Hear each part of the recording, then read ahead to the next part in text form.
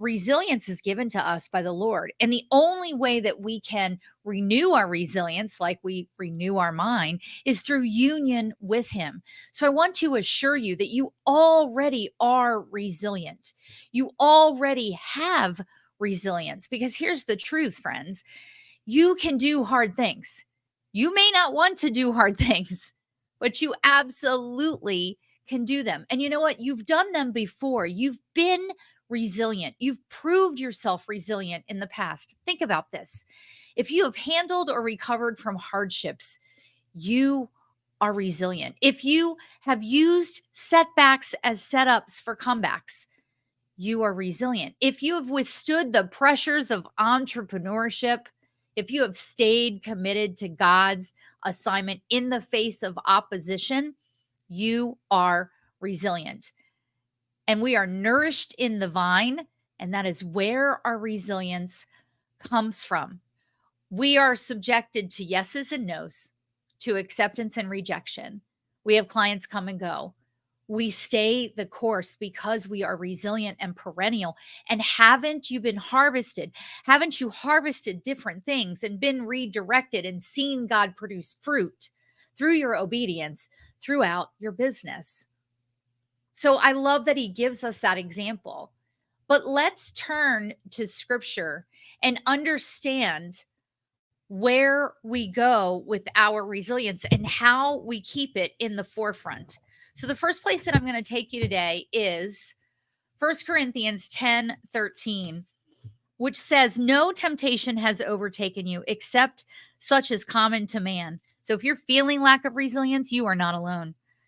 But God is faithful. He will not allow you to be tempted beyond what you are able, but with the temptation will also make a way to come through it. And lastly, I believe that He may define it as the willingness to keep going where He leads, because your obedience to His assignment is meant to bless others. I've said this before, I'll say it again. The world needs you. The world needs what you have.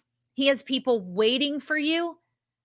And if you don't stay steadfast and resilient and being willing to keep going in what He's given you to do, then others will not experience the blessing that is connected to your obedience.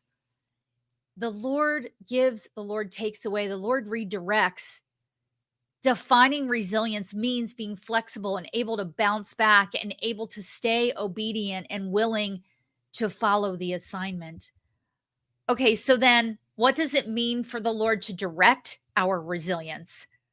I believe it is relinquishing control and allowing Him the margin to move. It's about not white knuckling everything. We talk about this so much. It's about letting Him have the control. And what I learned is this incredible exercise in John Eldredge's work called benevolent detachment.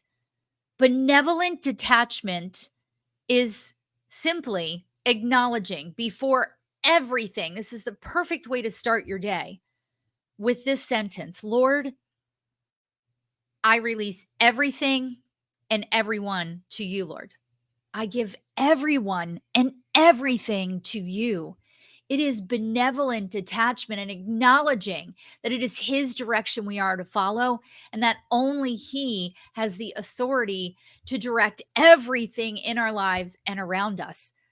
Benevolent detachment will help you surrender your self-reliance. Discipline is daily benevolent detachment. Discipline is daily bookending our day with the Lord in His word. Because if we start our day that way and everything goes astray, we know that the Lord has gone ahead of us and paved a way, but we've got to be disciplined in seeking Him and listening to Him and obeying Him. Resilience takes development. He imparts His wisdom to us over time, and that is how He develops us. And we have to give it time, because here's the thing, is that God is not small, and what He has given you to do for kingdom impact is not small either, but it is going to take your resilience. Don't give up. Therefore, be steadfast, immovable, always abounding in the work of the Lord, knowing that your labor is not in vain